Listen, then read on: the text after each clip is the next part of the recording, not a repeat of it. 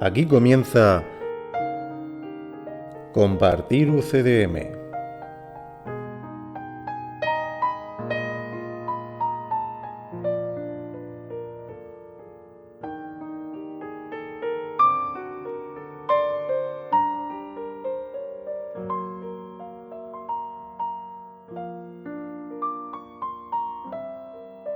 Bienvenidos a Compartir UCDM Podcast, un espacio sin interferencias dedicado a la comprensión de un curso de milagros, llevado a cabo por maestros con años de experiencia, un espacio donde se descifran los mensajes profundos del curso, lo que te transportará a tu verdadero origen. Un espacio donde se revelarán los misterios más ocultos de la existencia. Bienvenidos una vez más a Compartir UCDM.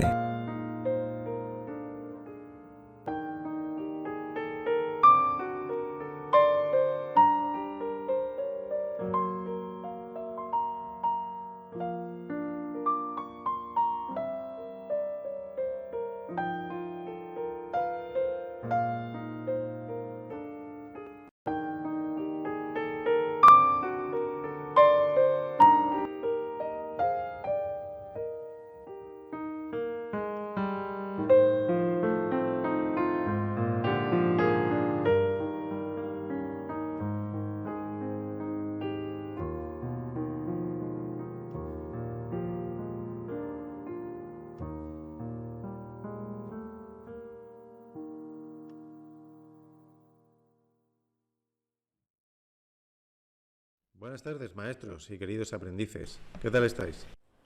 Hola, ¿qué tal? Buenas tardes, bienvenidos, bienvenidas a este nuevo programa número 12. Estamos retransmitiendo desde un lugar entre Murcia y Cieza y encantados de compartir con todos vosotros y vosotras este espacio radiofónico. Hoy comenzamos la sección número 5, perteneciente al capítulo 2. La sección número 5 se llama La función del obrador de milagros. Y nos gustaría mandar saludos a nuestros hermanos de Perú y República Dominicana. ¡Qué bueno! Marcel les está hablando y a mi izquierda tenemos a... Hola, soy María José y saludos a todos. Gracias por estar ahí escuchándonos y podemos expandir el amor, que es lo que somos. Hola, queridos amigos, una vez más aquí con vosotros, compartiendo. Hola, buenas tardes, un saludo. Hola a todos. Bien, pues nada, comencemos. Párrafo 1. Párrafo 1. Antes de que los obradores de milagros estén listos para emprender su función en este mundo, es esencial que comprendan cabalmente el miedo que se le tiene a la liberación. De lo contrario, podrían fomentar inadvertidamente la creencia de que la liberación significa aprisionamiento, creencia que, de por sí, ya es muy prevaleciente. Esta percepción errónea procede a su vez de la creencia de que el daño puede limitarse solo al cuerpo. Ello se debe al miedo subyacente de que la mente puede hacerse daño a sí misma. Ninguno de esos errores es significativo, ya que las creaciones falsas de la mente en realidad no existen. Este reconocimiento es un recurso protector mucho más eficaz que cualquier forma de confusión de niveles, porque introduce la corrección al nivel del error. Es esencial recordar que solo la mente puede crear y que la corrección solo puede tener lugar en el nivel del pensamiento. Para ampliar algo que ya se mencionó anteriormente, el espíritu ya es perfecto y por lo tanto no requiere corrección. El cuerpo no existe, excepto como un recurso de aprendizaje al servicio de la mente. Este recurso de aprendizaje, de por sí, no comete errores porque no puede crear. Es obvio, pues, que inducir a la mente a que renuncie a sus creaciones falsas es la única aplicación de la capacidad creativa que realmente tiene sentido. Así es, la corrección va a nivel de la mente, porque claro, al cuerpo no hay que corregirlo. El cuerpo es neutro, no tiene capacidad de crear, por lo tanto no es ni bueno ni malo, ni tiene ningún tipo de error en sí mismo. Y el nivel de espíritu tampoco se corrige, porque el espíritu es tal como Dios lo creó y nunca ha sido alterado ni puede ocurrir. Por lo tanto, la corrección es a nivel de la mente. Ya dijimos que parte de la mente del Hijo de Dios es la que se durmió, la otra parte no. Entonces, cuando hablamos de corrección de la mente, estamos hablando de la corrección de la parte que se durmió, no la parte que no se durmió. La parte que no se durmió está en contacto con la parte que sí se durmió. Por lo tanto, cuando se promulgó el principio de la expiación, el plan de Dios para ayudarnos a salir del lío, se hizo desde la mente correcta o mente que no se durmió. Ahí se creó al Espíritu Santo para que sirviera de puente entre Dios y este mundo. Es decir, el Espíritu Santo se halla en la mente que no se durmió y es capaz de ver todas las imágenes de la mente que sí se durmió. Entonces es un puente que sirve como representante de Dios y también es capaz de ver este mundo. Sin embargo, Dios no puede ver este mundo, porque nada de esto tiene que ver con Dios. Si Dios pudiera ver este mundo, cosa que es imposible, eso significaría que este mundo es real. Como este mundo no es real, Dios no puede verlo, porque Dios solo puede ver la realidad. Nosotros solo estamos soñando, porque este mundo lo quisimos hacer al margen de Dios, y en ese sentido, Dios no está. Por eso mucha gente mira este mundo y se queja, o bien le muestra algún tipo de odio, etcétera, hacia Dios, porque dice: Dios, ¿dónde estás? Nos has abandonado. Y eso es un reflejo de la creencia en la separación. Somos nosotros los que empezamos con una idea loca de a ver si podemos hacer un mundo mejor que el de Dios, aparte de Él y sin contar con Él. Ahí empezamos a creer en la separación, y cuando ha pasado ya tanto tiempo y no nos acordamos de eso, a alguno le puede echar en cara que ¿dónde estás? ¿Por qué nos has abandonado? ¿Por qué has hecho un mundo tan cruel? Es que Dios no tiene nada que ver con esto. Si Dios es perfecto, maravilloso, generoso, sin límites, todo lo más maravilloso y lo más increíble que puedas pensar, entonces sus obras no pueden tener nada que ver con las obras que vemos aquí. Guerras, sufrimiento, enfermedades, hambre, dolor, enfermedad, gente que se separa, que pierde un hijo, pierde un padre, una madre. Todo eso no puede venir de Dios, porque Dios no tiene nada que ver con eso. Y claro, mucha gente se ha extrañado cómo Dios se hubiera despistado de tal manera que acabara haciendo un mundo como este. No, Dios no se ha despistado y nunca se despista. Somos nosotros los que no nos salió muy bien esta pequeña chapuza, ¿no?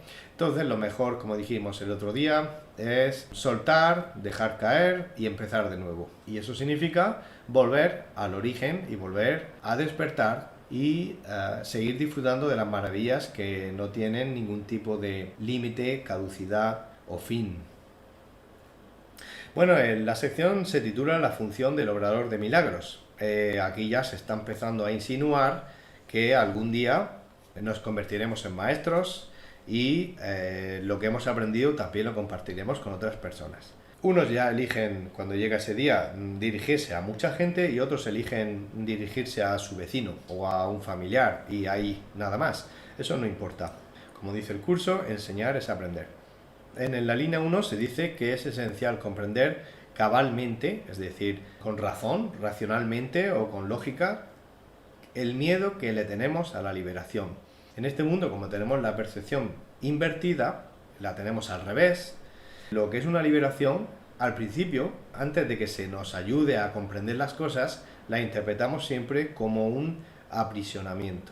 Vemos nuestra libertad como una cárcel, como esa persona que ha estado toda la vida viviendo en una cárcel y un día, por un golpe del destino, se le abre la puerta de la cárcel y esa persona le dice al carcelero: no, gracias, yo estoy muy bien aquí. Esta percepción errónea en el 3 procede a su vez de la creencia de que el daño puede limitarse solo al cuerpo. 4. Ello se debe al miedo subyacente de que la mente puede hacerse daño a sí misma.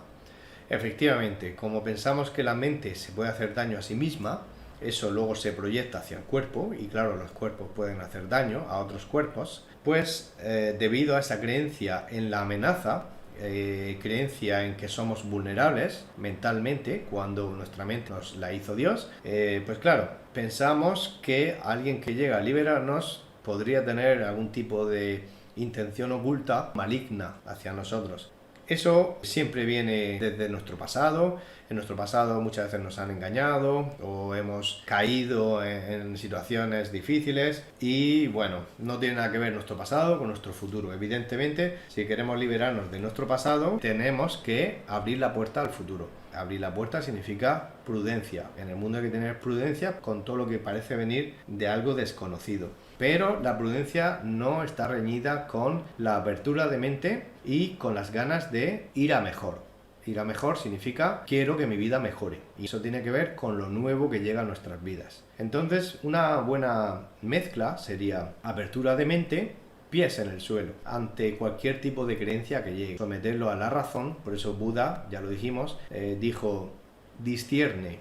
No tienes por qué creerte algo que te dicen. Piénsalo con tu razón, sopésalo, pruébalo un poquito, pero también estate preparado a salir de ello si no te gusta o no te interesa. Así te librarás de gente que te quiera engañar. Pero al mismo tiempo, mente abierta, porque si quiero salir de mi pasado, está claro que lo nuevo tiene el derecho a ser escuchado.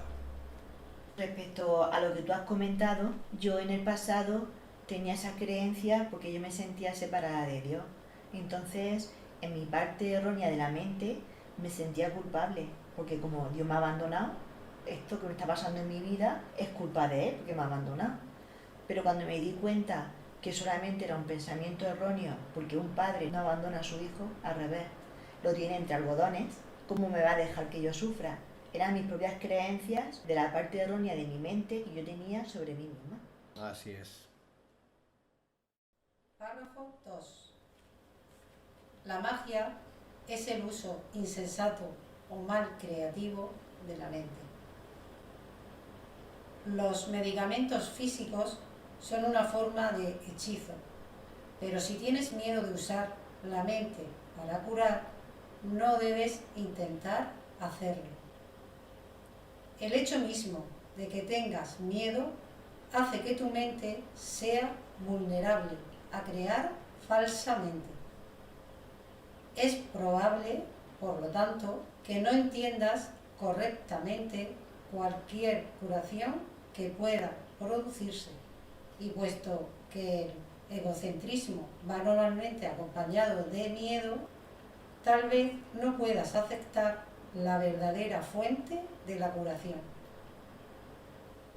En tal caso, es menos arriesgado depender temporalmente de artificios curativos físicos, ya que no puedes percibirlos erróneamente como tus propias creaciones. Mientras tu sensación de vulnerabilidad persista, no debes intentar obrar milagros. Aquí, de nuevo, volvemos a tocar ese punto que dice que uno no debe intentar curar la mente de forma directa sin usar magia, porque no estamos preparados, ¿no? Hay todavía miedo subyacente y eso sería contraproducente. Aquí, pese a que hasta ahora hemos estado hablando que nuestra misión es apartarnos y dejar al Espíritu Santo a que se encargue de lo que tiene que ser sanado, pues aquí estamos viendo que se está dirigiendo a algunos de nuestros hermanos, por ejemplo, como me pasaba a mí. Aunque esté comenzando el curso y seamos aprendices sin ningún tipo de experiencia, pues tenemos un impulso, debido a nuestra personalidad egoica, un impulso de querer compartir con otras personas. En compartir no hay nada de malo, pero el problema está en que no estamos todavía preparados para hacer eso. En ese compartir, los demás posiblemente los veamos carentes, como que les falta algo, o los veamos en un pozo, eso significa los veamos sufriendo, y queramos salvarlos. Ahí es donde estamos expresando que no estamos realmente preparados. Creemos que estamos haciendo un favor, pero en realidad tenemos miedo a la curación. ¿Por qué tenemos miedo a la curación? o a la sanación o a la expiación. Porque lo primero que tenemos que hacer es sanarnos nosotros mismos. Pero claro, el impulso es enfocarte al enfrente. Eso solo le ocurre a algunas personas, otras no. Entonces a mí me pasaba y realmente pasé por algunos choques en el exterior con otros hermanos. Bueno, el choque siempre es una cosa del interior, no tiene nada que ver con el de enfrente.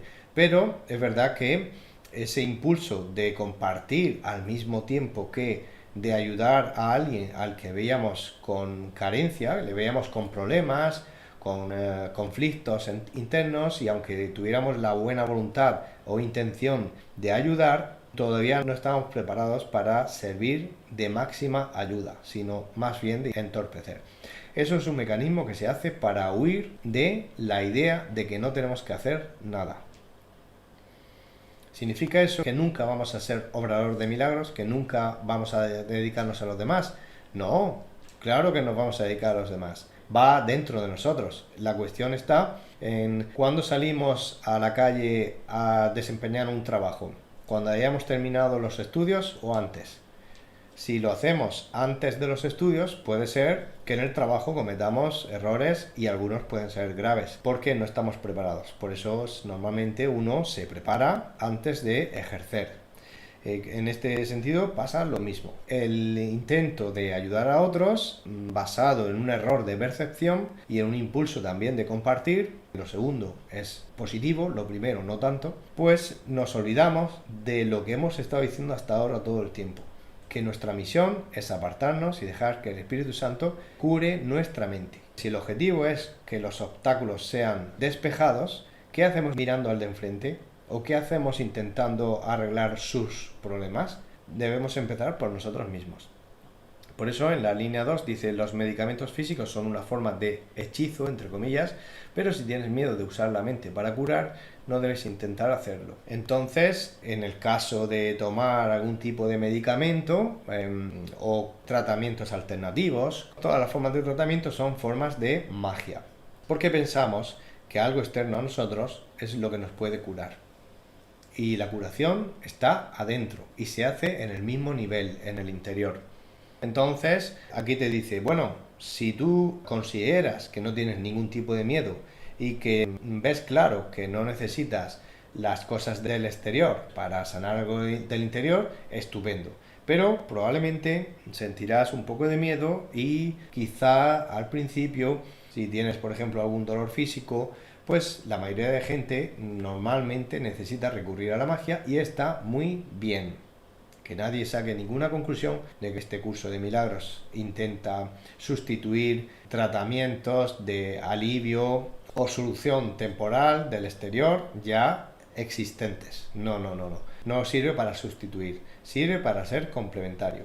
En el exterior, cada uno usa el método que quiera. La mayoría de gente utiliza la medicina estándar y está muy bien. Y eso hay que seguir haciéndolo así. Y el que está preparado para centrarse en su interior, estupendo. Pero una cosa no está reñida con la otra. Un aspecto está en el exterior y el otro en el interior. Aquí dice en el 3 que el miedo hace que la mente sea vulnerable a crear falsamente. Crear falsamente significa desarrollar efectos indeseados. Por ejemplo, he visto casos en mi vida de personas que tenían un problema con un tipo de magia del exterior, de curación del exterior, tenía un rechazo a eso y se refugió en otros métodos que no resultaron efectivos y esa persona físicamente empeoró y acabó muy mal. Vamos a dejarlo ahí. Da igual un método que otro, yo no estoy apoyando a uno en detrimento de otro.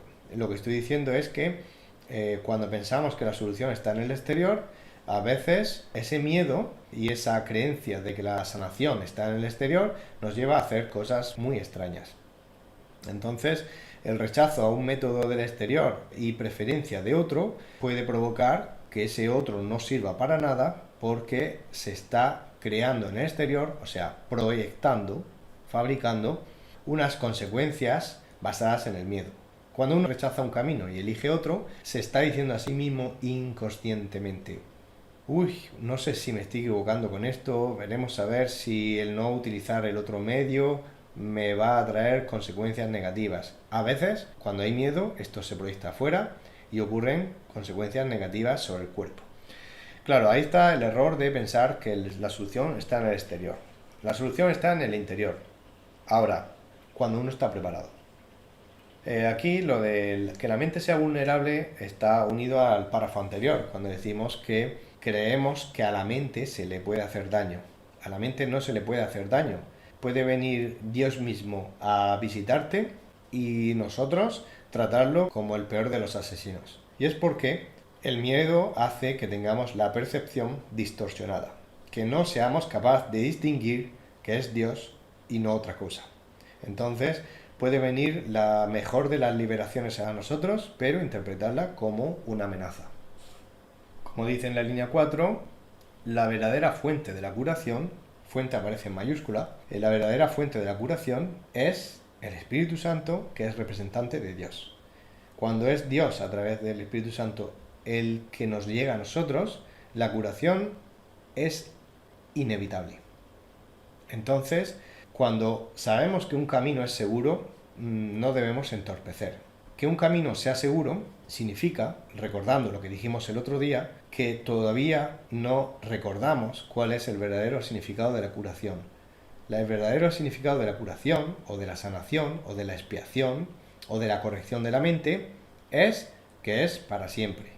Estamos acostumbrados a que la curación en el mundo es temporal, donde a veces vuelve otra vez el problema y otras veces parece que desaparece y en su lugar vienen otros problemas diferentes. La curación es total. Párrafo 3. He dicho ya que los milagros son expresiones de una orientación milagrosa. Y una orientación milagrosa no es otra cosa que una mentalidad recta.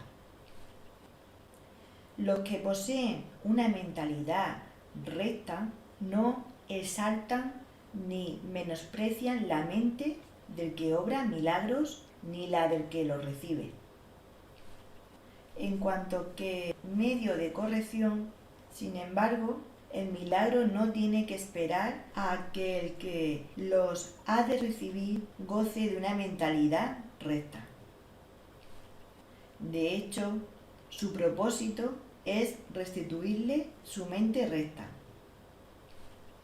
Es esencial, no obstante, que el obrador de milagros esté en su mente recta, aunque sea brevemente, o, de lo contrario, será incapaz de restablecer la mentalidad recta en otros. Muy bien. Orientación milagrosa no es otra cosa que mentalidad recta. 2. Los que poseen una mentalidad recta no exaltan ni menosprecian la mente del que obra milagros, ni la del que los recibe. Aquí se está refiriendo a una situación donde cualquiera de nosotros podemos ver a otros dos hermanos, donde uno hace el papel de obrador de milagros y el otro parece que lo recibe, y nosotros somos el espectador. Como espectador no debemos juzgar ni positivamente ni negativamente la labor del orador de milagros, porque aquí lo importante es la sanación, y como es el Espíritu Santo el que sana, por lo tanto no tiene ningún significado o sentido juzgar la labor de una persona en concreto, porque no es esa persona la que está sanando, es el Espíritu Santo a través de esa persona. En el 3 dice, en cuanto que medio de corrección, sin embargo, el milagro no tiene que esperar a que el que los ha de recibir goce de una mentalidad recta. Eso significa que la persona que va a recibir el milagro, por ejemplo, un hermano nuestro que nos ha pedido ayuda sinceramente, no es que nos hayamos lanzado nosotros a compartir cosas del curso, ¿no?, de forma errónea, sino que es el hermano el que nos pide ayuda. Bueno, en ese caso, no hace falta que esa persona esté en su mente recta. El que tiene que estar en su mente recta, como dice en la línea siguiente, es el que obra milagros. Pero también, si nosotros somos observadores de ellos dos, también tenemos que estar en nuestra mente recta y no juzgar nada de lo que vemos. Ahora, si hablamos del que recibe el milagro, no es necesario que esté en su mente recta. De hecho, el milagro tiene como propósito restituir la mente recta. Significa, necesita corrección y ha pedido ayuda. Por lo tanto, se da la situación perfecta para que ocurra. Sin embargo, sí que se espera eso del obrador de milagros. Porque el obrador de milagros, si no está en su mente recta, aunque sea brevemente, hemos leído en la línea 5, evidentemente un obrador de milagros puede ayudar a otras personas, aunque no esté totalmente sanada su mente, pero en ese momento, si tiene un momento de lucidez y su mente está recta en ese momento, donde se produce ese intercambio entre hermanos, pues sí que en ese momento debe estar en su mente recta, porque si no, volveríamos al punto que hemos dicho al principio. Sería un impulso de esa persona de ayudar al de enfrente, pero no lo está haciendo desde el Espíritu Santo, sino habiéndolo visto primero en un pozo. ¿Qué significa que un hermano nos pida ayuda? Imaginemos el siguiente cuento o metáfora. Nosotros vamos andando por un camino, oímos a alguien gritar en un pozo que hay allí, nos asomamos y ahí está gritando. Y está pidiendo auxilio, está pidiendo que le ayudemos a salir, porque no puede por sí mismo.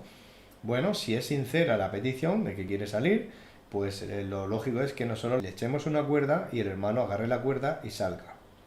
Sin embargo, muchas de las situaciones de nuestra vida parece que es así y no es así. Es decir, llegamos a la situación insólita, símbolo del mundo de locura en el que estamos, donde oímos a un hermano pedir ayuda, le echamos la cuerda y nuestro hermano, con su actitud y con sus palabras, intenta que nosotros bajemos al pozo a acompañarle. Eso no puede ser. El obrador de milagros no puede permitir eso. Si el hermano no quiere salir, no pasa nada. Le dejamos la cuerda bien atadita a un árbol que caiga hasta el fondo y cuando quiera puede agarrarla.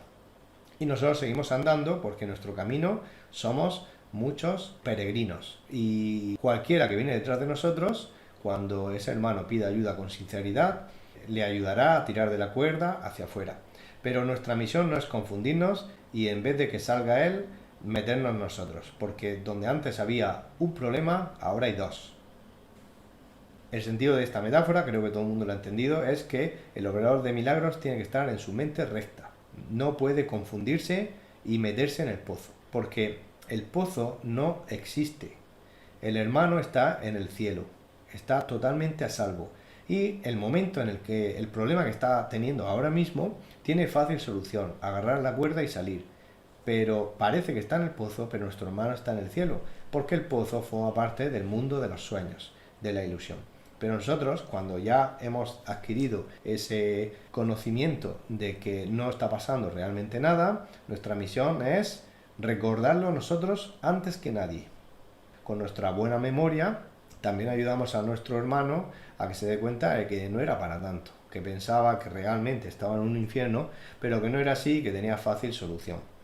Pero lo que no podemos hacer nunca es meternos ahí porque entonces seguiremos creyendo en el infierno y por lo tanto ya no veremos a nuestros hermanos en el cielo, tal como Dios los hizo. Los veremos en una especie de infierno imaginado. Y si hacemos eso, nosotros también estamos en el infierno. Sí, respecto a lo que tú estás diciendo, yo lo he vivido también, ¿no? Cuando alguien me ha pedido ayuda y me he dado cuenta que era yo la que la veía errónea, porque aún tenía mi mente con pensamientos erróneos, ¿no? Porque no he visto a mi hermano en el reino de Dios, como estamos todos, ¿no? Uh-huh. Entonces, ¿qué pasa?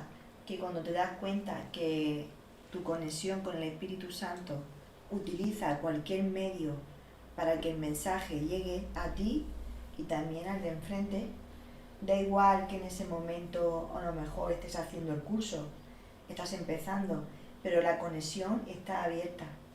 Entonces utiliza el cuerpo, ¿no? Uh-huh. Para que salga el mensaje que necesitas en ese momento para guiar al de enfrente. Es verdad. Pero siempre que tú lo veas a él en el reino de Dios, igual que te ves tú. Porque de esa manera no se está obstaculizando. Como es el Espíritu Santo el que sana, solo requiere de nosotros que en ese momento no obstaculicemos. Por lo tanto, todo es natural, como estás diciendo. Claro, las personas que se ven en un pozo es porque aún no ha decidido dar el paso cuando se deje guiar por el Espíritu Santo, que es apartar la mente errónea y decir, Espíritu Santo, guíame y muéstrame el camino. Sí, siempre estamos esperando que Dios mismo o un ángel venga a salvarnos, pero realmente lo que queremos es que el ángel nos haga compañía, porque nosotros no queremos subir. Sí, porque tenemos esa resistencia de que tan fácil no puede ser. Eso es cuando lo intentamos, Sí. pero la mayoría de veces ni lo intentamos. Realmente queremos estar en el infierno. Porque le hemos dado fuerza a los pensamientos erróneos que tenemos de nosotros mismos y no hacemos caso a la conexión que tenemos con el Espíritu Santo. Exactamente. Entonces la pregunta es, ¿quiero salir del infierno? Párrafo 4. El sanador que confía en su propio estado de preparación pone en peligro su entendimiento. Estás perfectamente a salvo siempre que no te preocupes en absoluto por tu estado de preparación, pero mantengas firme confianza en el mío. Si tus inclinaciones a obrar milagros no están funcionando debidamente, es siempre porque el miedo se ha infiltrado en tu mentalidad recta y la ha invertido. Toda forma de mentalidad no recta es el resultado de negarte a aceptar la expiación para ti mismo. Si la aceptases, estarías en una posición desde la que podrías reconocer que los que tienen necesidad de curación son simplemente aquellos que aún no se han dado cuenta de que la mentalidad recta es en sí la curación. Eso sucede cuando estamos directamente conectados con el Espíritu Santo y hemos quitado los errores de la mente.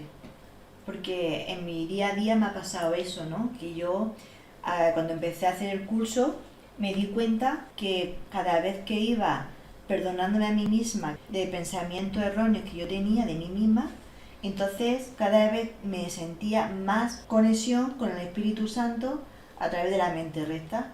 No veo errores por ningún lado. Así es.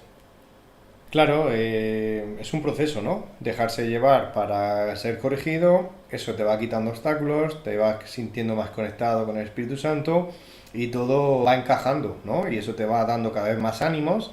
Ya la confianza que tienes al principio, que es simplemente confianza, se empieza a convertir en certeza. Es decir, ya llega un momento en el que si tú sientes los efectos sobre ti mismo, ya no estamos hablando de una teoría que he leído en un libro, estamos hablando de una experiencia personal, que es a lo que conduce el curso. Ahora mismo estamos hablando de teoría, pero esto no tiene ningún significado hasta que se practica en la vida de cada uno. Cuando uno lo practica en su propia vida, es cuando se da cuenta de que no son meras palabras, son indicaciones para la sanación de la mente.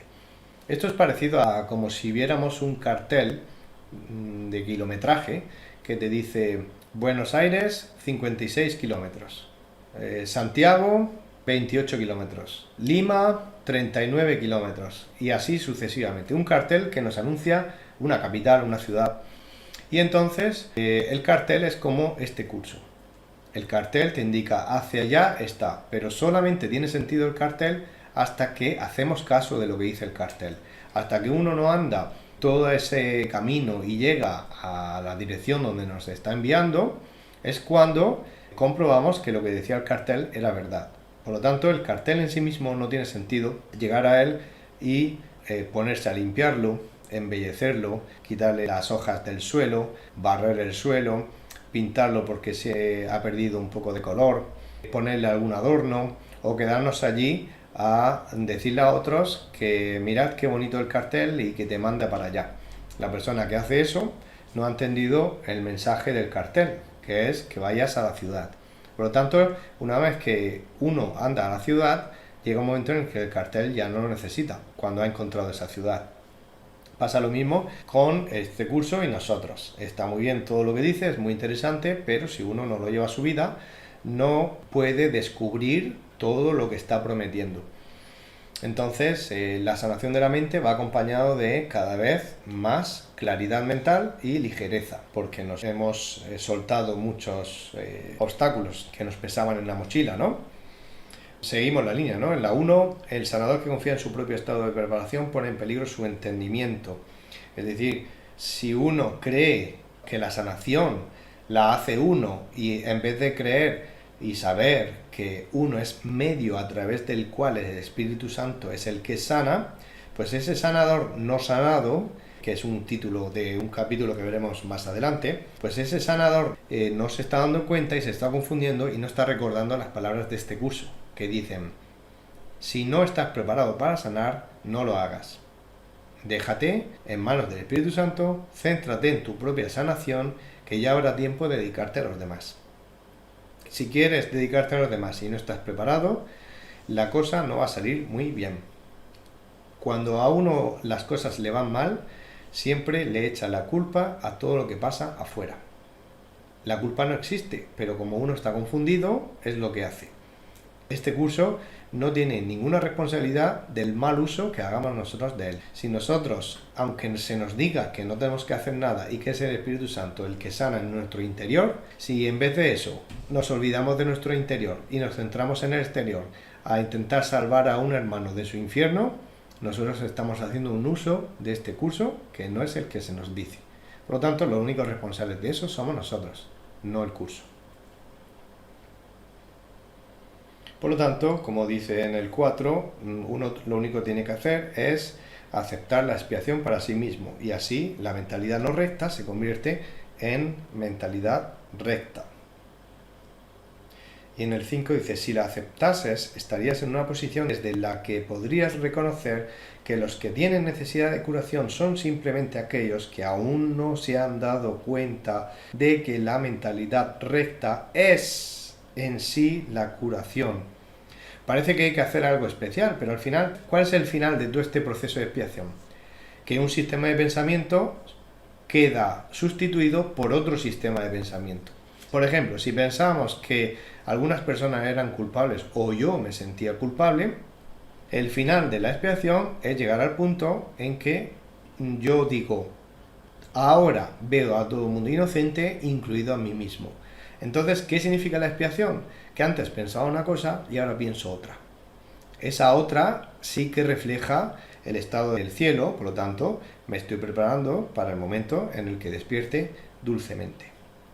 Es que eso sucede también cuando tú notas esa paz, que no hay palabras para explicarlo, porque tu mente cada vez ha sido corregida llevando a la práctica el curso, corrigiendo los errores de la mente, y notas una paz que no se puede explicar. Entonces te das cuenta que merece la pena dar pasicos y ir corrigiendo esas ideas, porque nuestra paz es nuestra prioridad por ser los hijos de Dios. La maravilla no se puede explicar con palabras. Párrafo 5. La única responsabilidad del obrador de milagros es aceptar la expiación para sí mismo. Esto significa que reconoces que la mente es el único nivel creativo y que la expiación puede sanar sus errores. Una vez que hayas aceptado esto, tu mente podrá solamente sanar. Al negarle a tu mente cualquier potencial destructivo y restituir de nuevo sus poderes estrictamente constructivos, te colocas en una posición desde la que puedes eliminar la confusión de niveles en otros. El mensaje que entonces les comunicas es el hecho irrefutable de que sus mentes son igualmente constructivas y de que sus creaciones falsas no pueden hacerles daño. Al afirmar esto, liberas a la mente de la tendencia a exagerar el valor de su propio recurso de aprendizaje y la restituyes a su verdadero papel de estudiante. Así es. Yo siempre que me he puesto en una situación de enseñar a otras personas, me he dado cuenta de que algunas personas me han dicho: conmigo ni lo intentes, que yo tengo una mente muy cerrada y no lo voy a conseguir. Y yo siempre digo: Yo lo único que veo en ti es que eres perfectamente capaz de conseguirlo. Eso significa tener una actitud constructiva, positiva, que no ve obstáculos y que ve que el alumno puede conseguirlo perfectamente. Eso anula las propias ideas erróneas del propio alumno, que cree que no lo puede conseguir, pero el de enfrente ignora eso y le transmite un mensaje tranquilizador, positivo y basado en la seguridad de que se puede conseguir. A mí me ha pasado, yo en este mundo, cuando me he puesto a estudiar o a leer algún libro, no lo entendía, ¿no? Y sin embargo, cuando empecé a hacer el curso, cualquier línea, pues la entiendo, ¿no? Entonces, ¿qué pasa? Me di cuenta que el verdadero límite está en la mente, que es una creencia que tenemos de nosotros mismos. Porque yo pongo mi ejemplo. Yo no entendía, no sabía leer, nada. Y ahora, sin embargo, es tanta la seguridad, porque es la conexión que yo tengo con el Espíritu Santo, que eso me ha hecho seguir adelante y corregir ese error y me da igual el de enfrente, ¿no? Sin embargo, yo he ayudado a que ellos se den cuenta que si yo puedo, cualquiera puede. Claro que cualquiera puede. Este ejemplo que hemos puesto antes es de alguien, mi caso, que ya he aprendido lo que dice la línea 1. La línea 1 en cursiva dice: la única responsabilidad del obrador de milagros es aceptar la expiación para sí mismo. Esa es la única responsabilidad. Por lo tanto, no es responsable de lo que hagan otros con la expiación. Si uno se deja aparte y ese es el Espíritu Santo el que hace la expiación, lo que ocurra al final no tiene nada que ver del que se aparta. Es cosa del Espíritu Santo y del que lo recibe o no lo quiere recibir. Entonces, la única responsabilidad del obrador de milagros es aceptar sobre sí mismo la expiación. Eso debe ocurrir primero, o debería ocurrir primero, antes de ofrecer expiación a otras personas, milagros. Entonces, si esto es así, la mente solamente puede sanar, como dice en el 3, y en el 4 pasamos a un obrar, a una forma de actuar totalmente constructivo.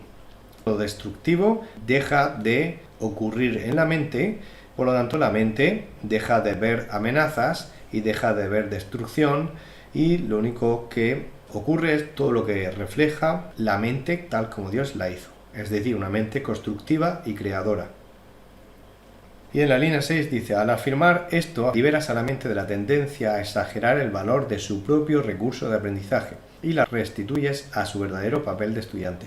Claro, uno, como estamos diciendo, si quiere ayudar al de enfrente porque el de enfrente le ha pedido ayuda y solo es en ese caso, entonces el obrador de milagros tiene que recordar que no es él el que está siendo el enseñante, el profesor o la persona que da, sino que simplemente es un instrumento del Espíritu Santo. Se aparta y así recuerda que mientras eso está ocurriendo, también es un estudiante, igual que la persona que está enfrente, porque realmente el verdadero maestro es el Espíritu Santo para los dos estudiantes.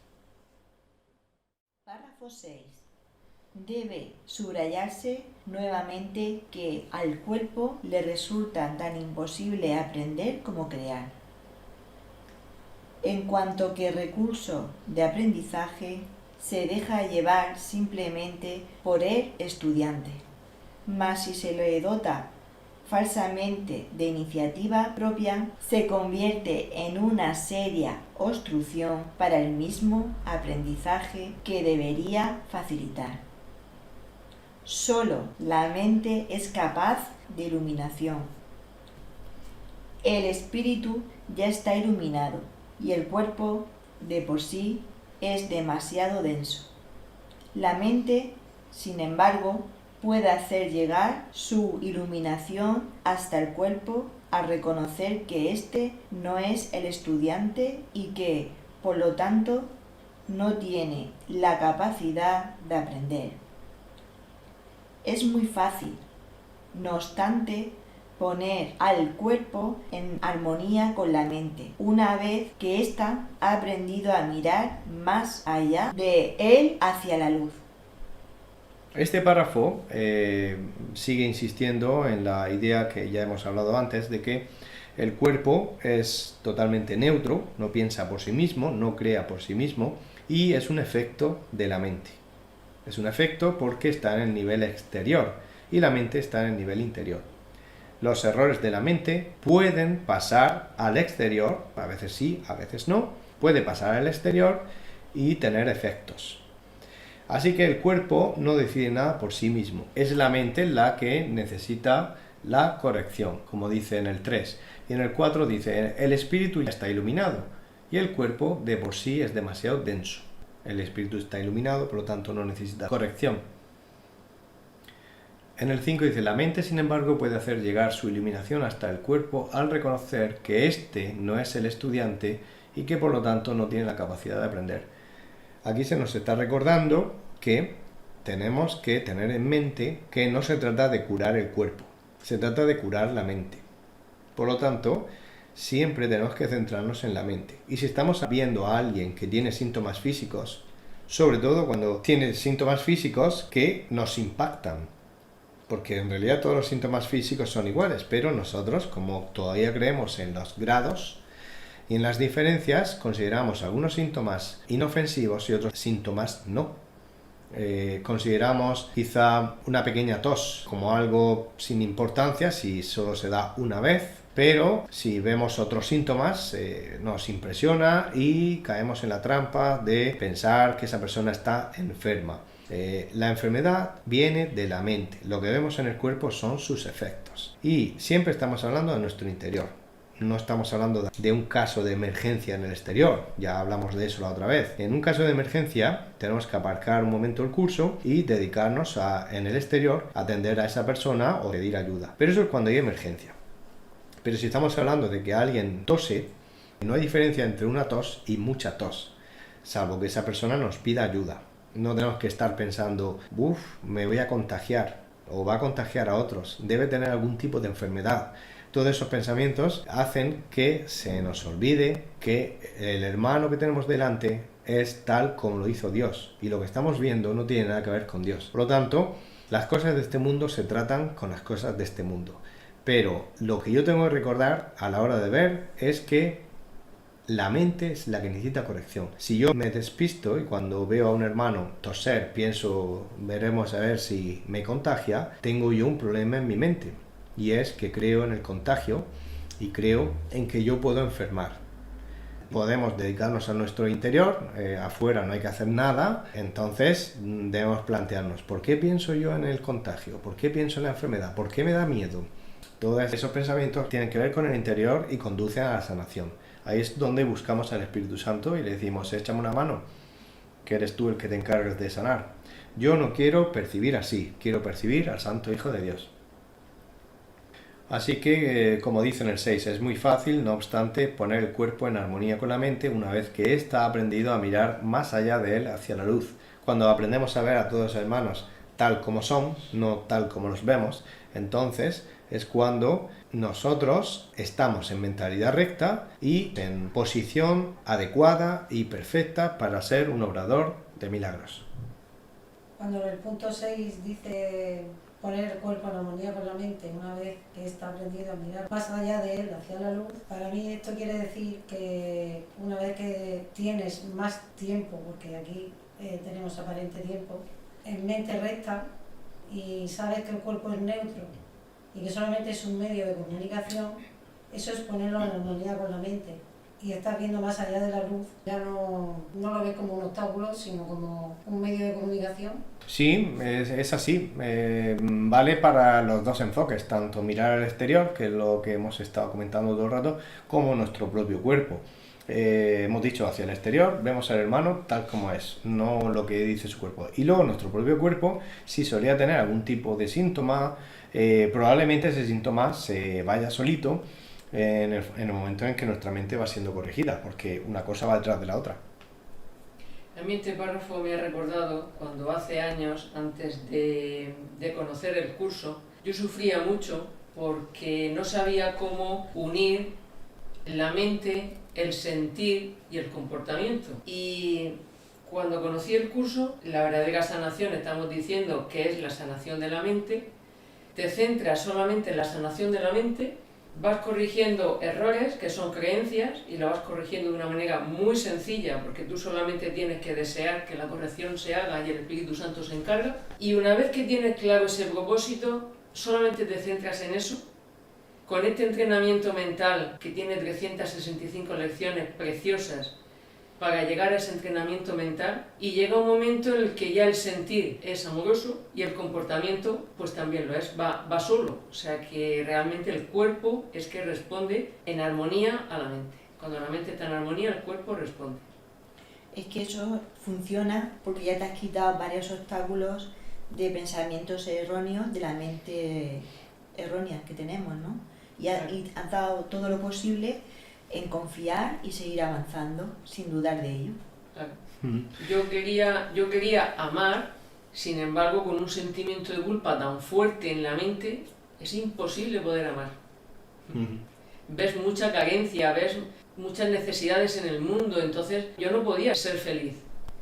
Y conforme me centré en que era totalmente inocente, por eso el curso te aconseja de estar ese año, por lo menos, dedicarte a ti, a sanar la mente, a aceptar la expiación para ti mismo. Y cuando la aceptas para ti mismo y empiezas a ver la inocencia que realmente eres, que cometes errores pero que puedes volver a elegir la inocencia, pues entonces, claro, Sí. es que cambia todo. Sí, en cuanto a la relación entre comportamiento y mente, el comportamiento es en el exterior, siempre se refleja en el comportamiento aquellas ideas en la mente que están claras y que se ha decidido ponerlas en práctica. Aquellas que todavía no.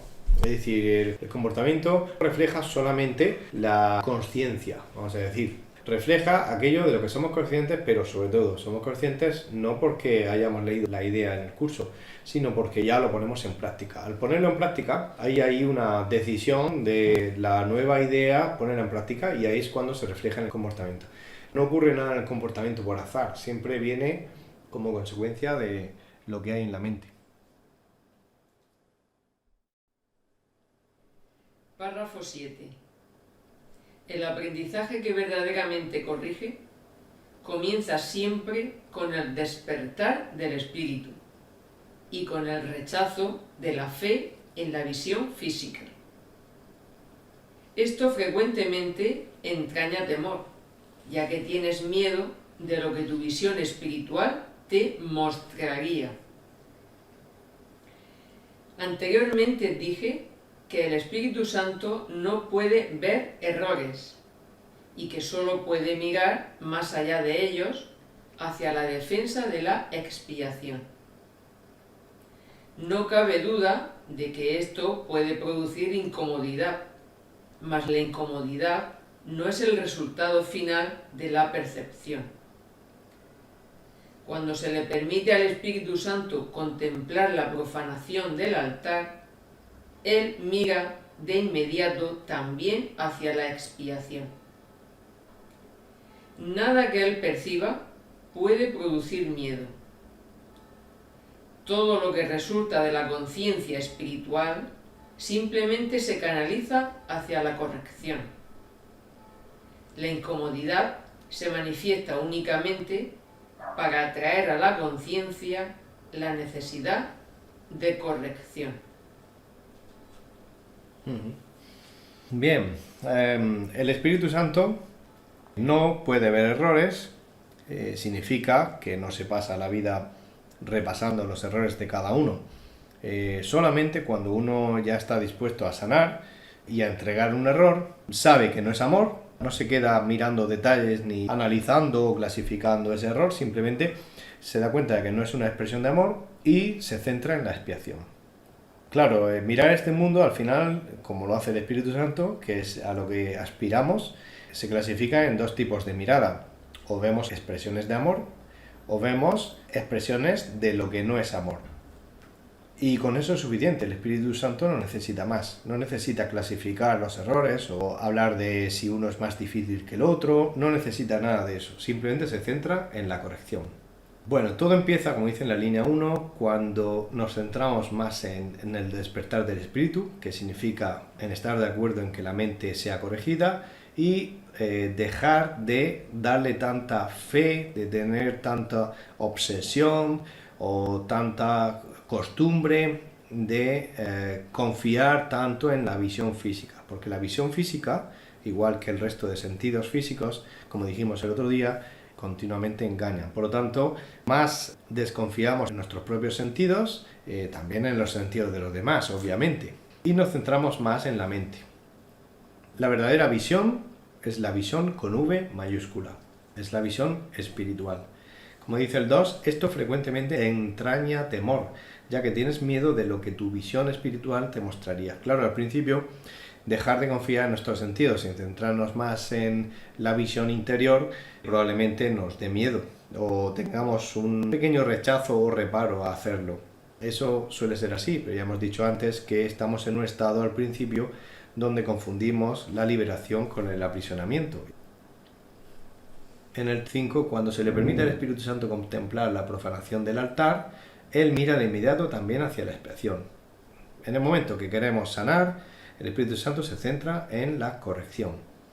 La profanación del altar es otra metáfora de la mente llena de errores. Cuando esa mente fue tal como Dios la creó, está llena de basura. Es como una profanación. Nada de lo que venga de Él, 6, puede producir miedo. 7. Todo lo que resulta de la conciencia espiritual simplemente se canaliza hacia la corrección. 8. La incomodidad se manifiesta únicamente para traer a la conciencia la necesidad de corrección. Sí, muchas veces pasa incomodidad, desde nuestro interior aflora a nuestra parte exterior, a nuestra conciencia, pero eso es solamente para que nos demos cuenta de que hay algo que corregir, nada más. Pero eso solo se hace cuando el Espíritu Santo sabe que estamos preparados para tolerar esa pequeña incomodidad. Si sabe que no estamos preparados, esa incomodidad no sale, porque el momento de la expiación aún no ha llegado, ya que la misma persona ya no lo está pidiendo. Cuando uno no está preparado para la sanación de un error en concreto, la persona no lo pide, el Espíritu Santo lo sabe perfectamente que no está preparada, por lo tanto esa pequeña incomodidad sí sale, que no siempre es así, sí sale, no va a salir en esta ocasión. Solo sale en la persona que está preparada y la persona dice, uy, aquí hay algo que no está bien, dentro de mí noto algo, pero es una pequeña incomodidad, no tiene nada que ver con el sufrimiento del ego al cual estamos tan acostumbrados. Por ejemplo, en el pasado yo soy una persona muy miedosa, ¿no? Porque tenía, como dice el libro, muchos pensamientos erróneos de mí misma. Entonces el Espíritu Santo te da tanto la seguridad, porque te da la mano para que tú no estés sola en ese momento y tú solamente tienes que dejarte llevar y entregar ese pensamiento, ¿no? Por ejemplo, miedo a la escasez o a perder un ser querido o que te falte trabajo o que no te salga novio, etcétera, cosas del mundo, ¿no? Entonces, ¿qué pasa? Pues Él te va preparando poco a poco para que lo que tengas que corregir lo hagas a través del amor, sin miedo, porque te va guiando. Y eso es una paz que no se puede explicar. Párrafo 8. El miedo a la curación surge, en última instancia, de no estar uno completamente dispuesto a aceptar que la curación es necesaria.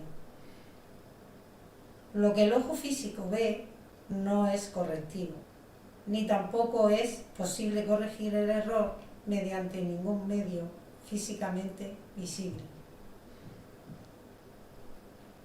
Mientras creas en lo que tu visión física te muestra, tus intentos de corregir procederán de un falso asesoramiento.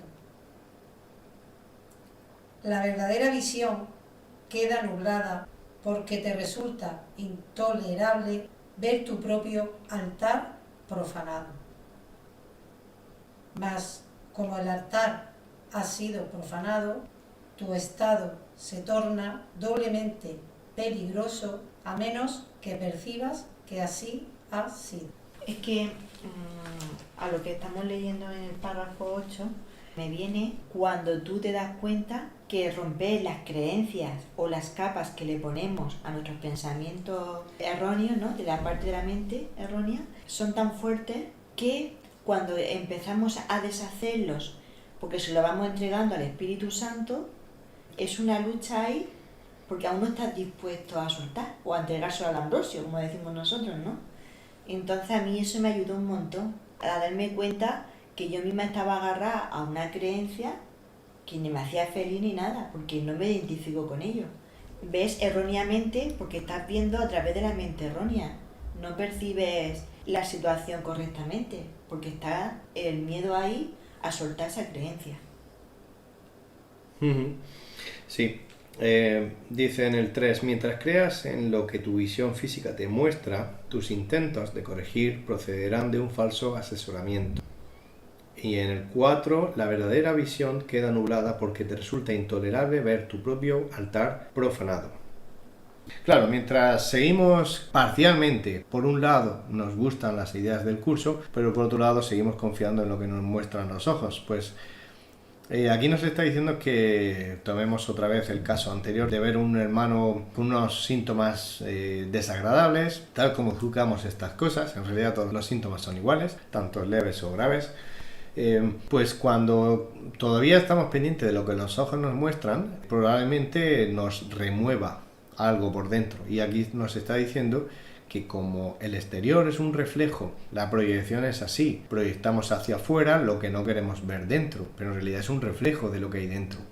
Entonces, como adentro el altar ha sido profanado, adentro hay mucha porquería sobre la maravillosa mente que Dios creó, una mente maravillosa, pues al verlo afuera nos remueve, nos hace sentir mal.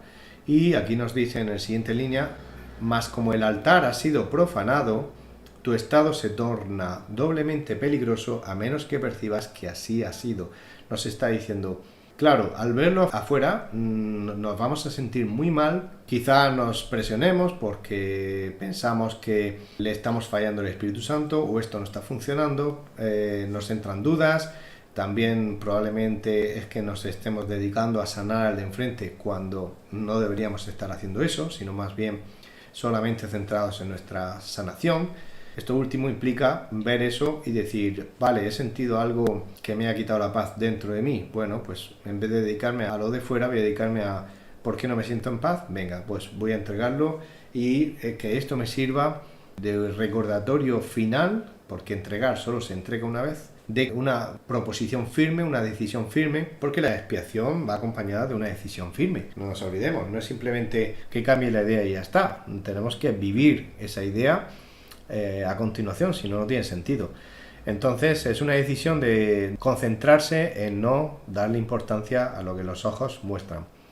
Se torna doblemente peligroso porque si uno se pone a sanar al de enfrente y en el fondo está dudando de sí mismo, está dejándose llevar por la vista, pues probablemente acabe mal la cosa. Vamos a dejarlo ahí. Dice ahí en el 5 que a menos que percibas que así ha sido. Si uno cuando está viendo a su afuera, que le está recordando que adentro está todo mal, o parte está mal, si uno recuerda que no pasa nada, que lo de fuera es un reflejo de lo de dentro, bueno, entonces ya no es peligroso. Simplemente uno sabe y recuerda que lo de afuera es una proyección. Párrafo 9. Curar es una habilidad que se desarrolló después de la separación, antes de la cual era innecesaria. Es temporal, al igual que todos los aspectos de la creencia en el tiempo y en el espacio. Mientras el tiempo continúe, no obstante, la curación seguirá siendo necesaria como medio de protección. Esto se debe a que la curación se basa en la caridad, y la caridad es una forma de percibir la perfección en otro aun cuando no puedas percibirla en ti mismo. La mayoría de los conceptos más elevados que ahora eres capaz de concebir dependen del tiempo. La caridad, en realidad, no es más que un pálido reflejo de un amor mucho más poderoso y todo abarcador, el cual está mucho más allá de cualquier forma de caridad que te hayas podido imaginar hasta ahora. La caridad es esencial para la mentalidad recta, aun en la pequeña medida en que ahora puedas alcanzarla. Curar es necesario después de la creencia en la separación, después del momento en el que dejamos de sentirnos en el reino de Dios. Y es temporal también, claro, es durante un tiempo cuando se ejerce, ¿no? Cuando ya se ha corregido, se ha curado, ya no es necesario. Por lo tanto, está relacionado con la creencia en el tiempo, como dicen en la línea 2 y 3 también, ¿no? Mientras el tiempo continúe, la curación seguirá siendo necesaria como medio de protección. 4 dice, esto se debe a que la curación se basa en la caridad, y la caridad es una forma de percibir la perfección en otro, aun cuando no puedas percibirla en ti mismo. Hay muchos significados o connotaciones o interpretaciones de esta palabra. Una de ellas es tener un gesto cariñoso hacia otra persona, o por ejemplo cuando alguien está pidiendo dinero, pues por caridad, significa pues por compasión, ¿vale? Aquí está yendo un poquito más allá del significado en el mundo, no es simplemente un gesto cariñoso, que está muy bien, y un gesto de compasión, va más allá. Aquí está diciendo que caridad es ver perfecto al otro, porque claro, la caridad del mundo, si uno dice, bueno, voy a darle unas monedas por caridad, pues estamos hablando del exterior, pero todo está en desde dónde está percibiendo la persona que da el dinero, ¿no? Si una persona que da el dinero ve a la persona que está en el suelo con la mano extendida, a alguien que está sufriendo y necesitado, esa percepción es interna. En el exterior, la acción exterior está muy bien como acción del mundo, pero nace de una mente confundida. Esa caridad o compasión del mundo no es exactamente la caridad que nos está diciendo aquí. La caridad que nos está diciendo aquí es que siempre hay que ver al de enfrente perfectamente en el cielo, y tenemos que ver al Santo Hijo de Dios tal como Dios lo creó. Si vemos a alguien en el suelo, vemos al Santo Hijo de Dios que ha decidido estar ahí. Así es, lo que pasa es que la otra persona probablemente no lo vea de esa manera, él crea que es otra cosa y haga otra cosa. Y está muy bien, es el camino de cada uno, nadie tiene que juzgar al de enfrente. Estamos hablando de si se da la moneda, pues es importante saber desde dónde se da. Si se da desde yo estoy viendo a mi hermano perfectamente a salvo y estoy haciendo una acción en el exterior de darle unas monedas, pues eso forma parte del exterior, no hay ningún problema. Claro que sí, perfecto, nadie tiene que juzgar si en el exterior debemos dar una moneda o no. Todo está bien, el que lo da está muy bien y el que no lo da está muy bien. Nadie es culpable ni nadie juzga a nadie, todo es libertad de cada uno, eso en el exterior, pero es importante en el interior ver de dónde ha nacido, ¿no? Aquí está hablando de una caridad que llega más lejos, como dice aquí, ¿no? Tiene más que ver con el amor todo abarcador y poderoso. Aquí está diciendo que la caridad es, al mismo tiempo que das la moneda, no pensar que está necesitado y tu moneda le puede salvar del pozo en el que está metido. Ya estamos otra vez dejándonos llevar por la mirada de la vista y a lo mejor juzga ropa sucia o rota o el aspecto un poco demacrado de la persona, delgado, etc. Y se pone a pensar en tonterías como la escasez, la enfermedad o que está en peligro o necesidad, etcétera, etcétera, etcétera. Si uno juzga con los ojos, no es verdadera caridad. La verdadera caridad es verlo tal como Dios lo hizo, y luego en el exterior se puede tener un gesto cariñoso entre hermanos y está perfecto. El problema es dar la moneda pensando en que con eso podemos salvar a alguien del infierno. En el 5 dice, la mayoría de los conceptos más elevados que ahora eres capaz de concebir dependen del tiempo. Se nos está diciendo una idea nueva acerca de lo que es la verdadera caridad. Antes no lo veíamos así. Pues bueno, a lo largo del tiempo, si a continuación decidimos cambiar nuestra forma de ver o lo decidimos dentro de un mes, eso ya cada uno lo elige, pues sí, parece que depende del tiempo. Desde luego que podríamos a continuación de leer esto centrarnos en este punto si no sentimos ningún miedo en nuestro interior y vemos que es perfectamente posible. Pero si uno no se siente capacitado o preparado, no pasa nada, lo deja para después. Por eso parece que depende del tiempo. 7. La caridad es esencial para la mentalidad recta, aun en la pequeña medida en que ahora puedas alcanzarla. Está diciendo aquí que probablemente alguna vez se nos olvide y volvamos a juzgar con los ojos del cuerpo. Se nos olvide juzgar correctamente con la visión espiritual. Nos está diciendo aquí que bueno, que aunque cometamos algún error por el camino, que es muy importante que nos centremos en saber percibir correctamente con la visión con V mayúscula.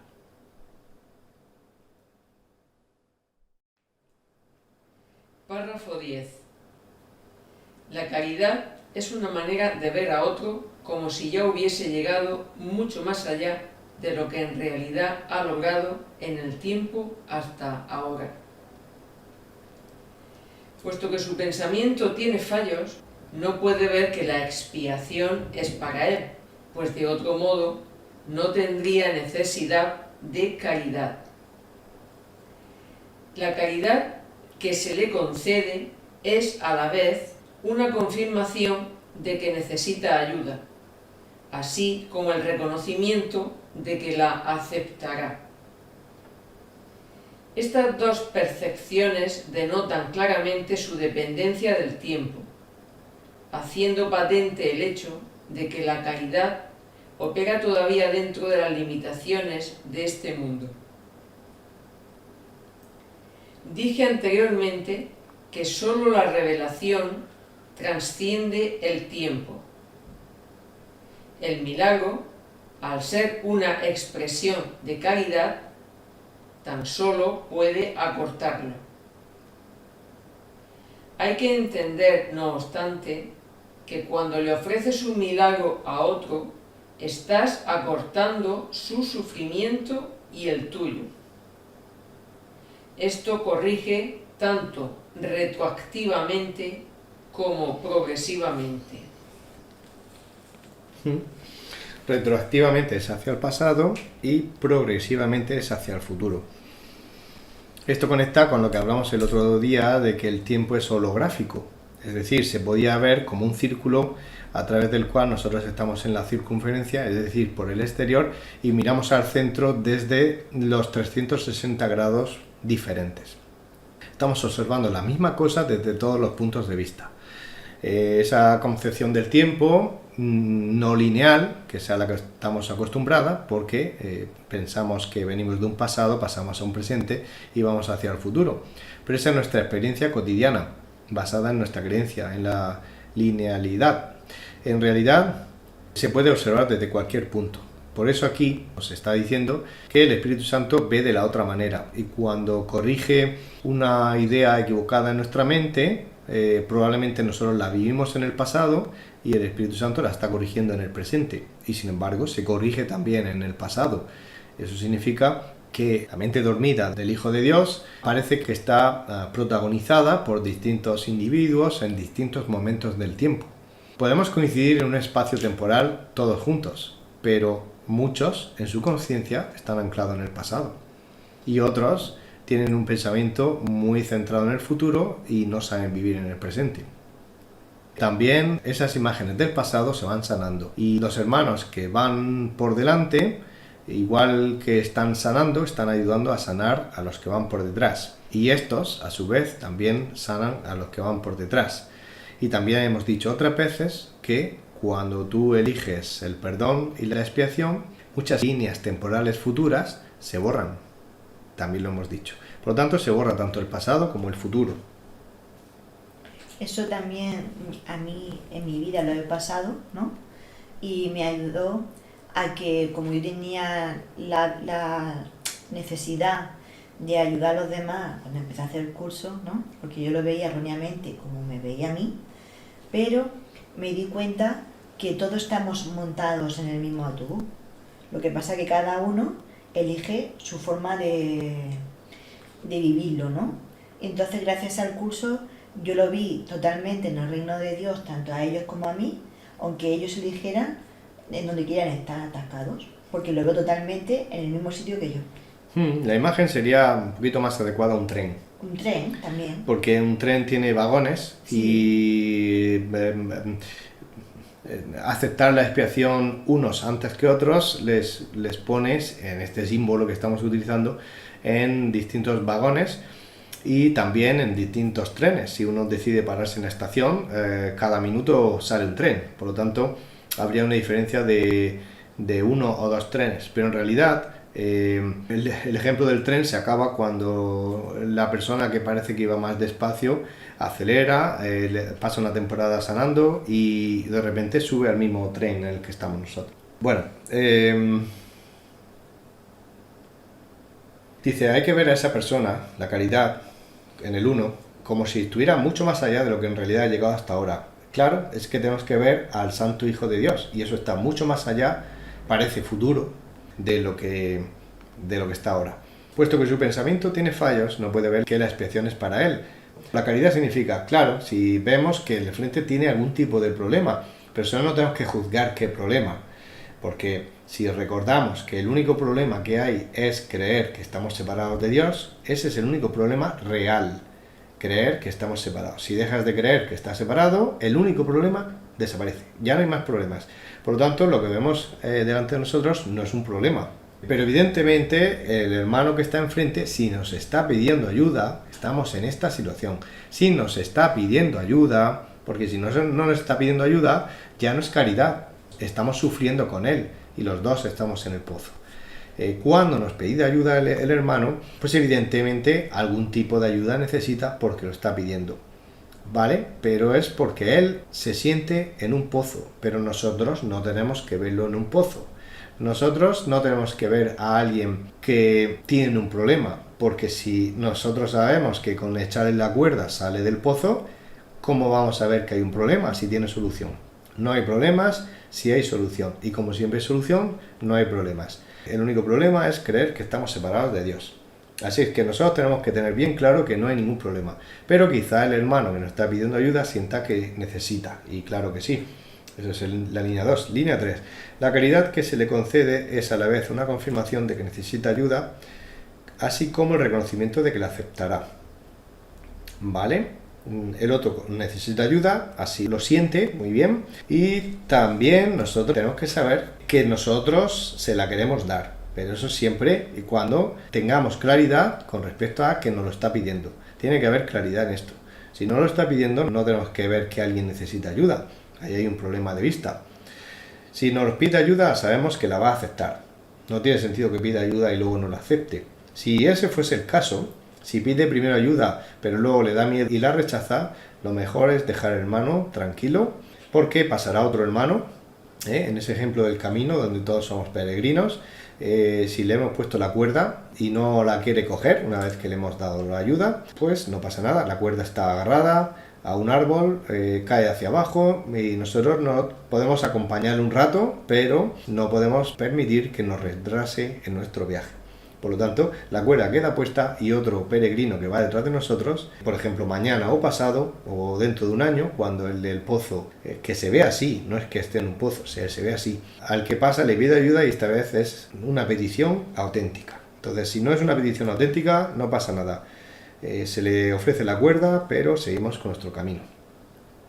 En el 5 dije anteriormente que solo la revelación trasciende el tiempo. Claro, la revelación es una conexión directa con Dios. Ahí no hay tiempo, salimos de todo el sueño durante unos segundos. El milagro, al ser una expresión de caridad, tan solo puede acortarlo. Claro, aquí estamos para sanar la mente, eso va a llevar un tiempo, pero cuanto menos tiempo, mejor, por eso acortarlo.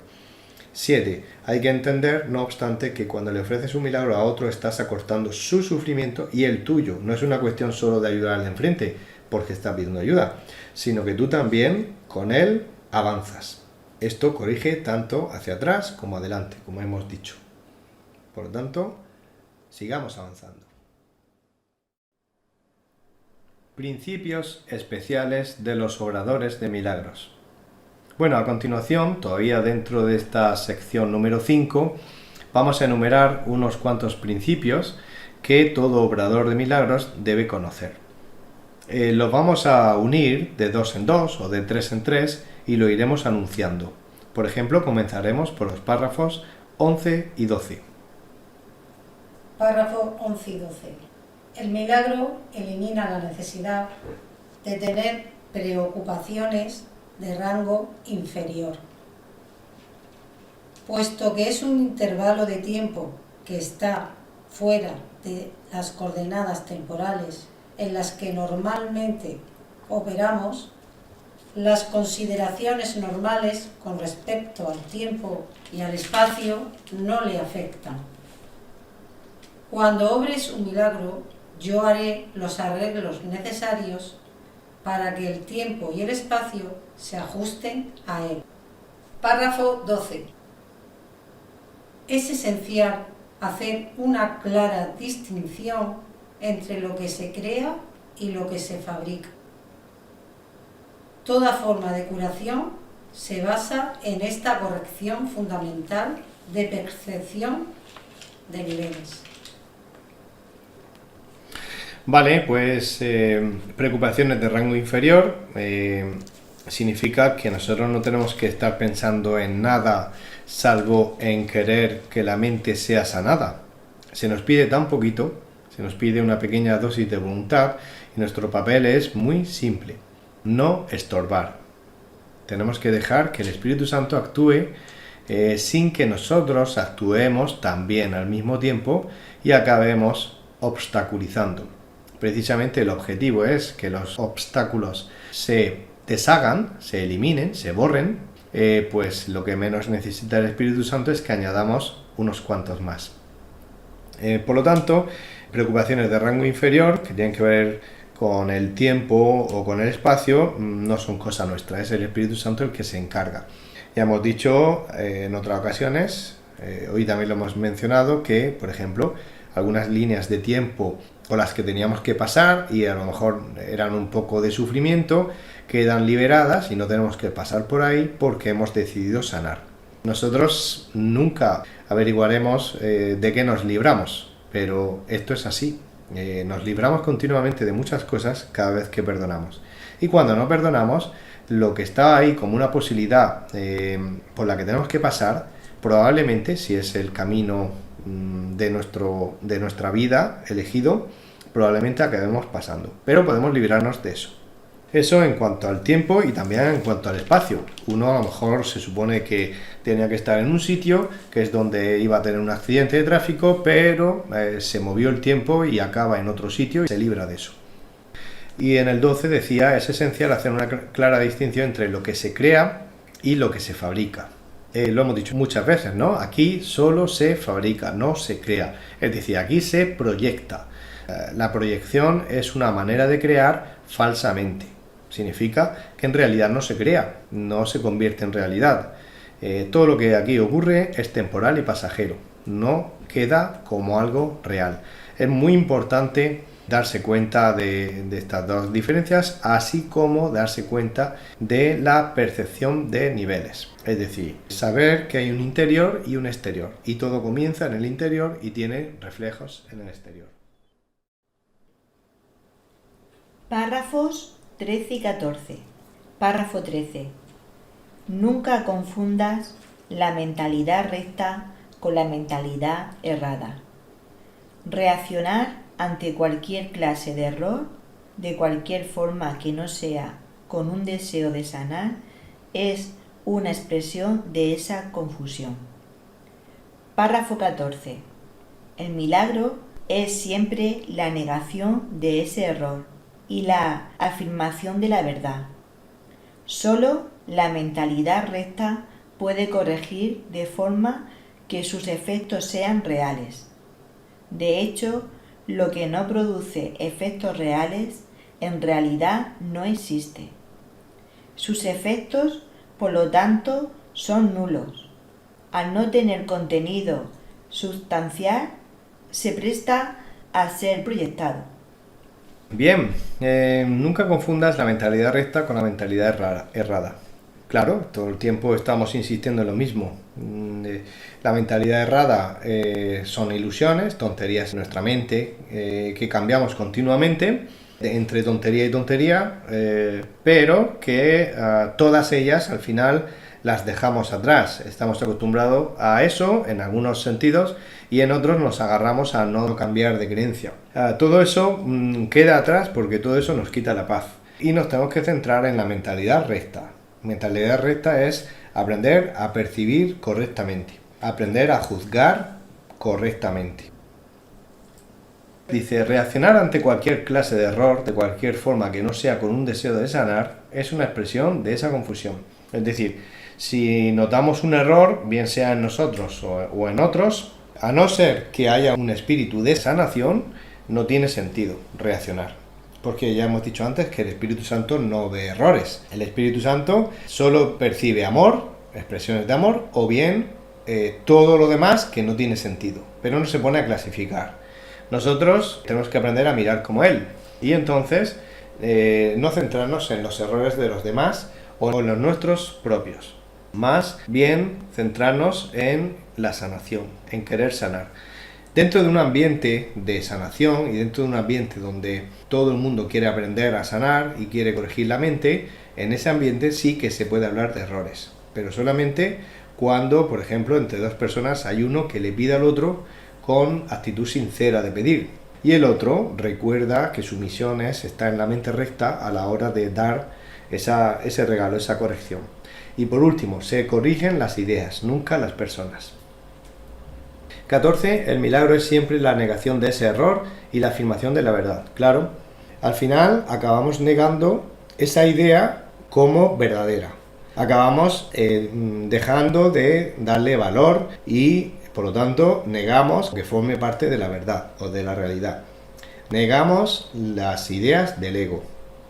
El ego es la negación de Dios y nosotros aprendemos a negar la negación. Ese es el título de otra de las secciones del libro. Negar la negación de Dios. Si el ego es la negación de Dios, nosotros negamos las ideas del ego. Está claro que, como dice el 2, solo la mentalidad recta puede corregir de forma que sus efectos sean reales. Claro, las ideas erróneas no tienen efectos reales, pero la mentalidad recta sí. De hecho, lo que no produce efectos reales en realidad no existe, claro. Solo ocurre dentro de nuestro mundo de ilusiones, ¿no? Pero en realidad no tiene efecto. En realidad, cuando decimos en realidad, estamos diciendo en la realidad de Dios. Ahí no tiene ningún efecto. Ahí no llega nada de ninguno de nuestros errores o sus consecuencias. No llega nada. Pertenecen a un sueño del cual despertamos suavemente y dulcemente. Cuando dice solo la mentalidad recta puede corregir de forma que sus efectos sean reales, los efectos serían, si corregimos la idea errónea, la que sea, los efectos reales se refiere a que se vea amor, paz.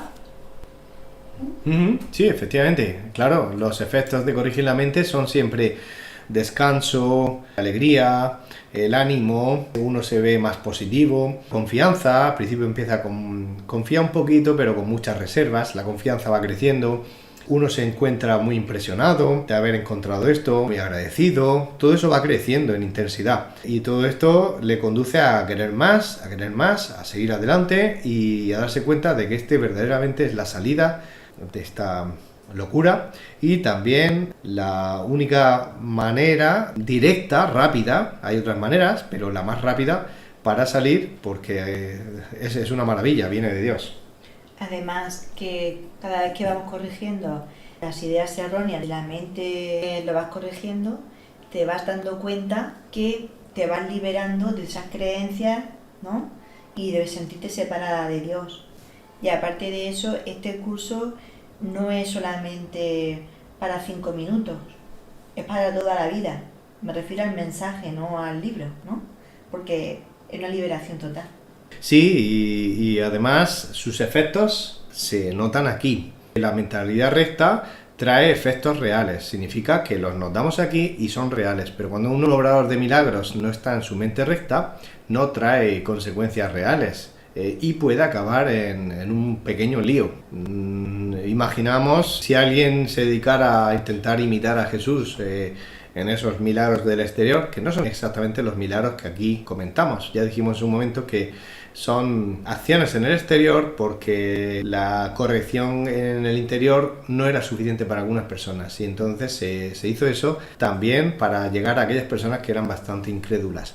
Bueno, pues imaginemos a alguien que está intentando imitar a Jesús y alguien que está en una silla de ruedas. Perfectamente, si esa persona pidiera ayuda y el obrador de milagros estuviera en su mente recta, podría levantarse. Pues claro, podemos hacer exactamente las mismas cosas que hacía Jesús. Pero para eso se tienen que dar dos circunstancias. Uno, que la persona realmente quiera y crea que sea posible. La persona que recibe el milagro no tiene que obstaculizar con su incredulidad. Y el que obra milagros tiene que estar en su mente recta. Si no está en su mente recta, puede producirse que ese espectáculo da la vuelta. Y la persona sigue en la silla de ruedas. Y todo el mundo mira al obrador de milagros como un farsante. Porque la verdadera sanación está en la mente. Así es. Entonces, uno de los principios del obrador de milagros es asegurarse de estar en su mente recta. Si eso es así, lo que pasa enfrente no tiene nada que ver con él y es cosa del Espíritu Santo. Y cuando se manifiesta dependerá del que recibe, pero no del que da. Pero para eso el obrador de milagros tiene que ser absolutamente imparcial, tiene que apartarse. Por ejemplo, la idea de que un inválido o minusválido o discapacitado se levante de la silla, a la gran mayoría de personas le parece algo imposible, y no solo imposible, sino descabellado intentarlo, ¿no? Puede parecer incluso ofensivo, ¿no? Dedicarse a esas cosas, ¿no? Porque todo el mundo se echaría manos a la cabeza. Hombre, si la gente supiera que es perfectamente posible, pues no sería así. Pero como todo el mundo considera que eso es imposible, claro, el obrador de milagros tiene que tener la mente totalmente recta. Ahora, estoy cogiendo un ejemplo extremo. Jesús podía hacer eso porque hasta podía encargarse de los ejemplos extremos. No es que sea un ejemplo extremo, es que nosotros todavía no tenemos la claridad mental para darnos cuenta de que no hay diferencia entre un síntoma y otro síntoma. En cuanto al exterior, le damos mucha importancia a algunas situaciones y a otras no. Y eso tiene que ver con la creencia en los grados de los milagros. Párrafos 15 y 16. Párrafo 15. El poder del milagro para ajustar niveles genera la percepción correcta que da lugar a la curación. Hasta que eso no ocurra, será imposible entender lo que es la curación. El perdón es un gesto vacío a menos que conlleve corrección. Sin ella, lo que hace es básicamente juzgar en vez de sanar. Párrafo 16. El perdón que procede de una orientación milagrosa tan solo ofrece corrección. No posee elementos de juicio en absoluto. La frase «Padre, perdónalos porque no saben lo que hacen» no evalúa en modo alguno lo que las personas en cuestión estén haciendo. Es una petición a Dios para que sane sus mentes. En ella no se hace referencia al resultado del error, pues eso es irrelevante. Muy bien, entonces primero, párrafo 15 dice: el poder del milagro para ajustar niveles genera la percepción correcta que da lugar a la curación. El poder del milagro. Bien, hasta que no hay una verdadera curación, será imposible entender lo que es la curación. O sea que primero se perdona y después viene la comprensión. A mí me pasó hasta que me di cuenta de esto y dije, vaya, lo había entendido al revés. Pensaba que yo tenía que seguir leyendo la teoría para entender cómo funciona esto del perdón. Y en algún punto decía lo contrario, que mi entendimiento o el entendimiento de cada uno no era necesario para que el perdón y la expiación y la curación se realizase. Que lo que hacía falta era un poquito de confianza y dejarse llevar. La verdad es que me dio la vuelta a todo, ¿no? Porque yo pensaba que tenía que entender un poquito lo que los párrafos decían para poder hacer algo al respecto, ¿no? O sea que al final primero viene el perdón y después llega la curación y la comprensión al final. La comprensión es al final. Al principio estamos siempre con la sensación de, no sé, bueno, bien, voy a probar. Pero una vez que se prueba, ahí ya no hay que tener duda. Pero antes de probar, es posible que a alguien le surja alguna duda de si funciona o no funciona. Lo importante es seguir adelante y dejarse llevar. El 3 dice, el perdón es un gesto vacío a menos que conlleve corrección. Sin ella lo que hace es básicamente juzgar en vez de sanar. Claro, El perdón tiene que ser auténtico y el perdón es entregarse al Espíritu Santo y debe ir acompañado de una decisión. Por ejemplo, si uno entrega la idea de que pensaba que era verdad, de que algunas personas son culpables, o todo el mundo es culpable, o uno mismo se siente culpable, cuando esa persona decide entregar eso, y eso significa quedarse con la idea de que todo el mundo es inocente, incluido uno mismo, pues no solo basta con decir, Espíritu Santo, te entrego mi creencia en la culpabilidad.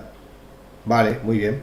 Pero si eso no va unido a un cambio en la forma de percibir, es decir, uno tiene que decidir que la verdad es la otra, la verdad es que todo el mundo es inocente. Entonces sería un gesto vacío, ¿no? Sería solamente un gesto que probablemente conduciría a la persona a tener que entregar muchas veces. Y cuando una persona cree que tiene que entregar muchas veces, va en contra de los principios de los milagros, donde dice que el milagro, la corrección, se hace inmediatamente. Por lo tanto, volverla a hacer es olvidar, que te dice el curso, que se hace en el mismo momento el perdón. Solo hay que entregar una vez, pero hay que hacerlo de forma auténtica. 16. El perdón que procede de una orientación milagrosa tan solo ofrece corrección, nada más que eso. Corregir y ya está. No posee elementos de juicio en absoluto. La frase de la Biblia, Padre, perdónalos porque no saben lo que hacen, no evalúa en modo alguno lo que las personas están haciendo. No se centra en ellos ni en las repercusiones de sus acciones o en sus errores, no se centra en los errores. 4. Es una petición a Dios para que sanen sus mentes. En ella no se hace referencia al resultado del error, pues eso es irrelevante. Es decir, ahí, al decir esa frase, pues Jesús estaba recordándole a su padre que su deseo era que se corrigiera el error, nada más que eso. Y no quería saber nada acerca de si lo iban a hacer después o no, o qué tipo de error tenía, nada más que eso. Párrafo 17. El precepto ser de un mismo sentir es la aseveración que exhorta a todos a que estén listos para la revelación. Mi ruego, haced esto en memoria mía, es una petición a los obradores de milagros para que colaboren conmigo. Estas dos aseveraciones no pertenecen a un mismo orden de realidad. Solo la última entraña una conciencia de tiempo, ya que recordar es traer el pasado al presente. El tiempo está bajo mi control, pero la eternidad le pertenece a Dios. En el tiempo existimos unos con otros y unos para otros. En la eternidad coexistimos con Dios. Wow. Precioso. Ser de un mismo sentir es el resultado del objetivo que nos hemos puesto. El objetivo es que se despejen, desear y querer que se despejen los obstáculos en la mente para que la mente vuelva al estado original, y cuando vuelve al estado original ocurre la consecuencia o el efecto, que es que al final todo el mundo vuelva a ser de un mismo sentir. Mi ruego, haced esto en memoria mía, es una petición a los obradores de milagros para que colaboren conmigo. Estas dos aseveraciones no pertenecen a un mismo orden de realidad, solo la última entraña una conciencia de tiempo, ya que recordar es traer el pasado al presente. Haced esto en memoria mía tiene que ver con, bueno, cuando mi cuerpo no esté aquí, pues los que me sigan que hagan lo mismo, ¿no? Entonces, claro, si han pasado 20 años desde que su cuerpo partió, pues 20 años después los seguidores siguen con las ideas que transmitió Jesús 20 años antes, ¿no? Ahí hay una conciencia de tiempo, pero en el primero no. Ser de un mismo sentir, eso ocurre fuera del tiempo. Y ahí estamos en las puertas de la eternidad, donde coexistimos con Dios. Cuando leí por primera vez ser de un mismo sentir, entendí ahí la unidad, porque siempre habían tenido el concepto de unidad como muchos cuerpos, ¿no? Que todos estábamos unidos con los cuerpos, no sé, era una idea errónea, por supuesto. Y aquí entendí la unidad, porque la unidad está en la mente y es una mente del mismo sentido. Es así, es así. Es común confundir la unión con el exterior y ver cuerpos, ¿no? Y entonces pensar que la gente que se junta en un sitio está unida. Claro, todavía seguimos fiándonos de nuestra vista y seguimos considerando al cuerpo como un símbolo a través del cual poder ver unión o no. De manera que si vemos los cuerpos juntos hay unión y si vemos los cuerpos separados no hay unión. Todo eso es falso, es un error, es una creencia, porque ya hemos dicho anteriormente que uno puede estar en la playa con un montón de bañistas, o puede estar en una discoteca, o puede estar en una reunión multitudinaria y sentirse solo o separado de los demás, o puede ver separación, puede estar viendo, por ahí veo a mis enemigos, por ahí veo a los contrincantes, por allá veo a los otros, está viendo separación y los cuerpos están unidos. Y viceversa, uno puede ver cuerpos muy separados entre sí, pero internamente puede estar viendo unión. Esto último es lo que realmente tiene sentido, ¿no? Ver unión a pesar de que los cuerpos estén separados. Eso suele pasar, por ejemplo, el que tiene un hijo y se va a Alemania y se piensa que hay separación porque no toca a su hijo. Pero sin embargo, cuando esa persona ha corregido esa idea, se ve unido a su hijo, aunque su cuerpo esté en Alemania. No hay separación, porque es amor. Párrafo 18. Puedes hacer mucho en favor de tu propia curación y la de los demás. Si en situaciones en las que se requiere tu ayuda, piensas de la siguiente manera. Estoy aquí únicamente para ser útil. Estoy aquí en representación de aquel que me envió. No tengo que preocuparme por lo que debo decir, ni por lo que debo hacer, pues aquel que me envió me guiará. Me siento satisfecho de estar donde quiera que Él desee, porque sé que Él estará allí conmigo. Sanaré a medida que le permita enseñarme a sanar. Wow. Wow. Estoy aquí únicamente para ser útil. Ser útil es estar de acuerdo en no estorbar, que sea el Espíritu Santo el que haga lo que tenga que hacer. No solo no obstaculizar con actos, sino también con pensamientos. Estoy aquí en representación de aquel que me envió. Entonces nosotros ponemos el cuerpo, pero es realmente el Espíritu Santo quien actúa o dice o habla, y nosotros no tenemos por qué preocuparnos de nada. No tengo que preocuparme por lo que debo decir ni por lo que debo hacer, pues aquel que me envió me guiará. Otra vez, no tenemos que obstaculizar. Preocuparse es un obstáculo para el Espíritu Santo. Me siento satisfecho de estar donde quiera que Él desee, porque sé que Él estará allí conmigo. Me siento satisfecho, eso te conlleva a estar relajado. Si estás relajado, no interfieres. Todo sale bien como tiene que salir, porque uno está disfrutando de lo que está haciendo y sabe que no tiene que hacer nada. La tarea la hace el Espíritu Santo, así es que uno solo se concentra en la verdad. No solo esto ayuda a otros, sino que esto ayuda a uno mismo. Como dice en la siguiente línea, sanaré a medida que le permita enseñarme a sanar. Lo que se enseña se aprende. Por lo tanto, conforme le permito al Espíritu Santo que me deje sanar, entonces sanaré. Es precioso porque le hemos dado al Espíritu Santo la oportunidad de que Él nos guíe, porque hemos apartado varios errores de la mente y estamos dejando que vaya fluyendo. Entonces al mismo tiempo que enseñas a los demás, te enseñas a ti mismo. ¿Por qué? Porque te has apartado para que Él te muestre el camino.